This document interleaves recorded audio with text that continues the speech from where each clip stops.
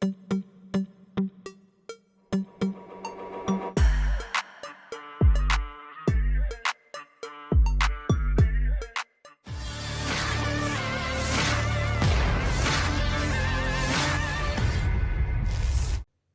angkatan bersenjata Rusia menyerang benteng tentara Ukraina dengan rentetan tembakan artileri. Rekaman detik-detik penyerangan ramai beredar di Telegram pada Kamis 23 Mei 2024. Dalam keterangan unggahan disebutkan, inilah momen penyerangan di Staromayorsky. Sebelum artileri ditembakkan, pasukan dari Resimen ke-394 Rusia dengan sepeda motor menerobos wilayah benteng tentara Ukraina berbekal bahan peledak. Parit hingga benteng tentara Ukraina di reruntuhan bangunan turut menjadi sasaran serangan artileri.